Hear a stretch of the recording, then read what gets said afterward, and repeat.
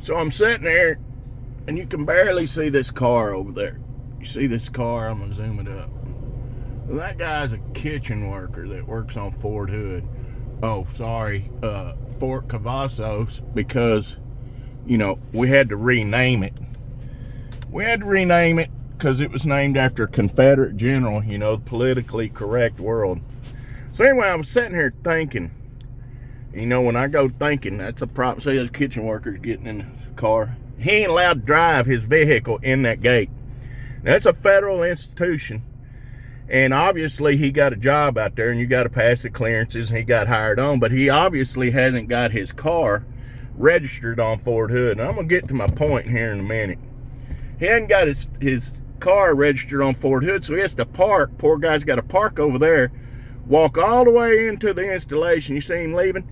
He's got to walk all the way in the installation, and the mess hall's back over this way or somewhere.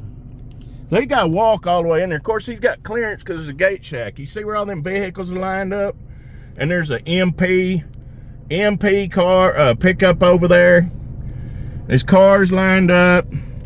And it's secure, as it should be, because after, what was his name? Nathaniel, whatever that radical Muslim that was a psychologist shot all them people on Fort Hood, they closed the base down. So, now you got a big old fence right here. You see this fence?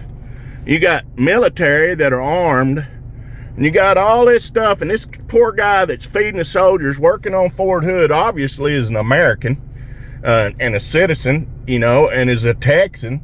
He's trying to feed his family, going to work, doing good work, feeding these soldiers and stuff. And but he's got to go through a ringer just to get on Fort Hood, which is what I'll always call it, Fort Cavazos, to work. And I'm thinking, these military bases, they're pretty secure, which they should be. We should have them secure to take care of our soldiers. We don't want to, which the guy that did all the shooting was a soldier himself. So, it wasn't like he came from the outside. It wasn't like so he would have had clearance, no matter whatever high standard you would have had, he would have already been in there anyway. There really wasn't no stopping him other than they don't like, the federal government don't like anybody to have a gun. If you have a gun on Fort Hood, you have to get the serial number, you have to register it, you have to go through all these hoops because, the government hates guns. But they love open borders. Our southern Texas borders wide open, 20,000 a month coming across.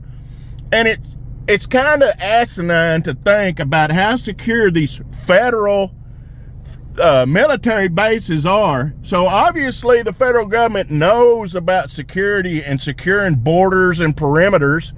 They don't let their own citizens, that's a known citizen, got to walk a quarter mile to go do his job to feed soldiers at a mess hall. But yet our own border, the federal government, they don't know how to secure a border. And it's bullshit. They don't want to secure it. But it'll be something when these terrorists, because how many of them are terrorists coming across our border? And they ain't got these high fences all over Fort Hood. When some of them terrorists get embedded in here, it's gonna be on Biden's watch. Trump, he'll be a president by then. Hopefully we get him elected. But the shit's gonna fall on Biden. And it's gonna fall hard on his ignorant, dumb, communist-loving, crooked, money bribe-taking ass.